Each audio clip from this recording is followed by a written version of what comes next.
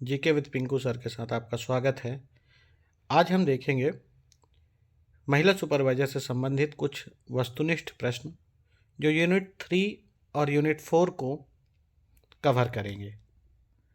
चलिए स्टार्ट करते हैं। पहला क्वेश्चन है, नेतृत्व या नेता का सामान्य गुण है। इसके 4 ऑप्शन दिए गए हैं। ऑप्शन ए प्रभाव, ऑप्शन बी सहयोग, ऑप्शन सी मार्गदर्शन, ऑप्शन डी सभी। इसका सही आंसर है सभी सही। अगला क्वेश्चन है, जब नेता में आत्मविश्वास नहीं होता और वह मानता है कि कार्यकर्ता कार्य कर सकते हैं तो ऐसे नेता को क्या कहा जाता है। तो जिन नेताओं में आत्मविश्वास नहीं होता वे नेता गैर हस्तक्षेपी नेता कहलाते हैं। इसका सही आंसर है गैर हस्तक्षेपी नेता। आगे बढ़ते हैं। सामाजिक वर्ग का सबसे आम संकेत है। ऑप्शन ए जाति, ऑप्शन बी शिक्षा, ऑप्शन सी व्यवसाय, ऑप्शन डी कौशल। सामाजिक वर्ग का सबसे आम संकेत है तो इसका सही आंसर है व्यवसाय। अगला क्वेश्चन है, किस सामाजिक समूह के भाग के रूप में शुल्कों का होना आवश्यक है। तो ऑप्शन ए आस पड़ोस, ऑप्शन बी परिवार, ऑप्शन सी विद्यालय और ऑप्शन डी सभी सही। तो जिसमें सामाजिक समूह के भाग में शुल्कों का होना आवश्यक है, जिसमें फीस लगे, तो सही आंसर है विद्यालय। अगला क्वेश्चन है, नेतृत्व की लोकतांत्रिक शैली में निहित है। ऑप्शन ए है नकारात्मक प्रेरणा, ऑप्शन बी है प्राधिकार का केंद्रीकरण, ऑप्शन सी है प्राधिकार का विकेंद्रीकरण और ऑप्शन डी है एक तरफा संचार। तो इसका सही आंसर है लोकतांत्रिक शैली में निहित है प्राधिकार का विकेंद्रीकरण। विकेंद्रीकरण का मतलब होता है सत्ता केंद्र से नीचे की ओर आए, मतलब सत्ता का अधोगामी संचरण हो।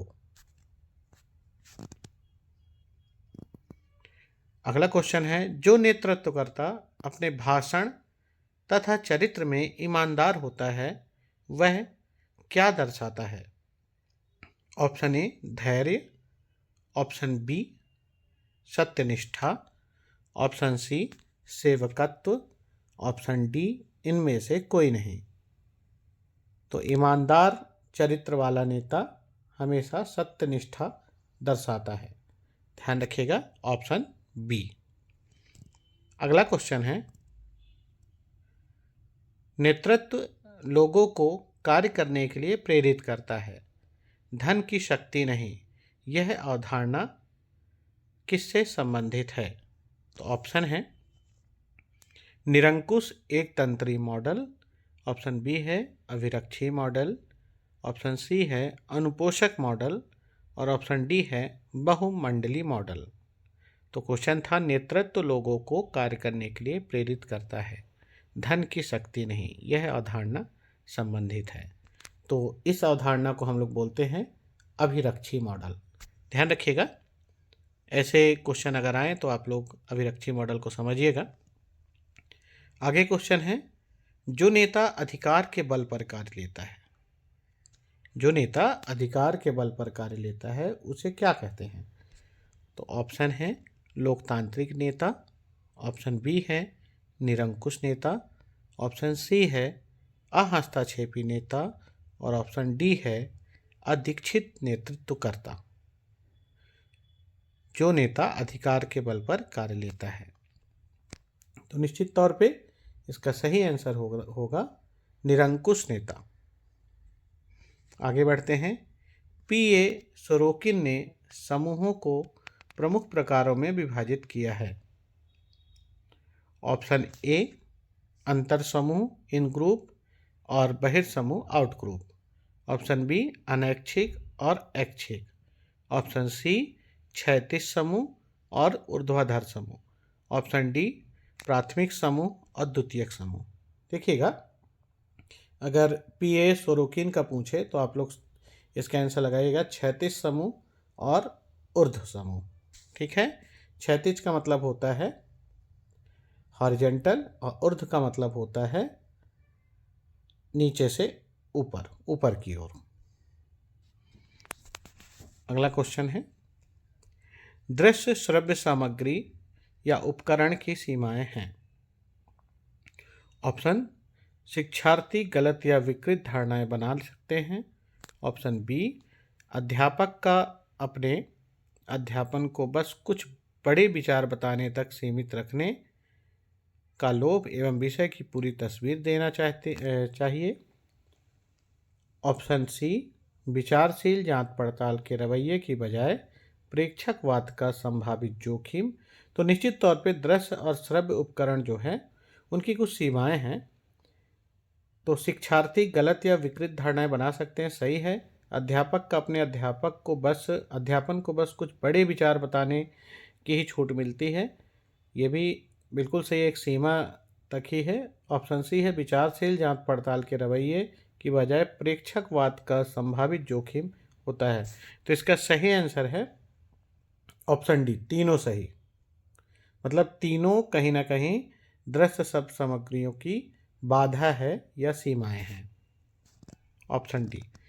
अगला क्वेश्चन है, किसी नवाचार के परिणाम दिखाई देने के स्तर को कहा जाता है। ऑप्शन ए, पर्यवेक्षिता। ऑप्शन बी, अनुकूलता। ऑप्शन सी, परिलता। ऑप्शन डी, प्रयोग धर्मिता। तो इसका सही आंसर है प्रयोग धर्मिता, ध्यान रखिएगा। आगे बढ़ते हैं। कुल 80 क्वेश्चन दिए गए हैं। इन 80 क्वेश्चन को बहुत ही आराम से बताया गया है। आप बहुत अच्छे से इसको स्क्रीनशॉट लीजिए, अपने फैक्ट्स वाले कॉपी में इसको लिखिए और बार बार इन क्वेश्चन को पढ़िए। जो आपसे गलत हुए हैं उनको बहुत अच्छे से समझने की कोशिश करिए। चलिए आगे बढ़ते हैं।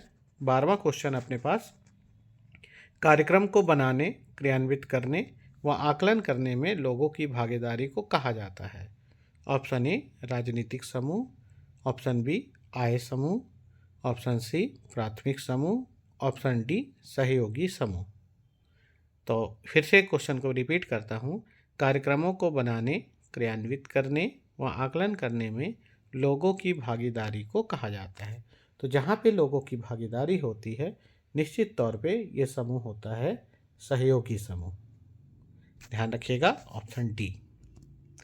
अगला क्वेश्चन है, टीम वर्क क्या है। टीम वर्क मतलब आपस में मिलजुल कर कार्य करना।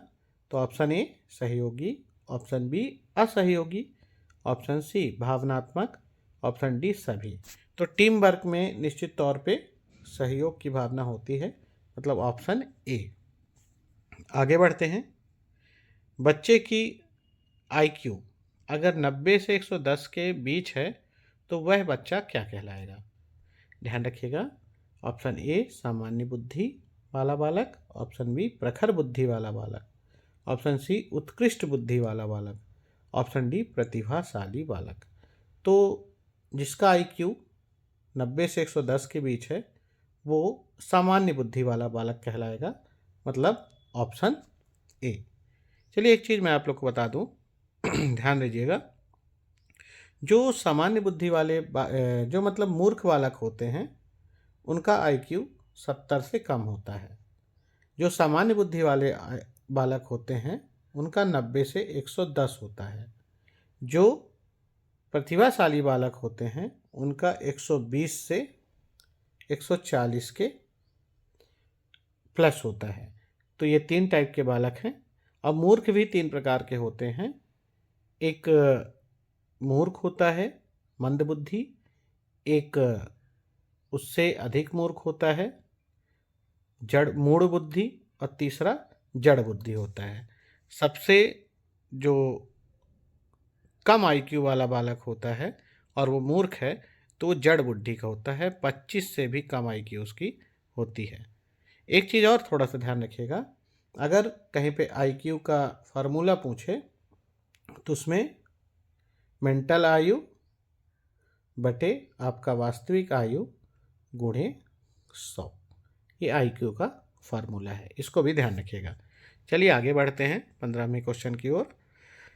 बच्चे के लिए निःशुल्क एवं अनिवार्य शिक्षा का अधिकार अधिनियम कितने वर्ष के बच्चे के लिए लागू है?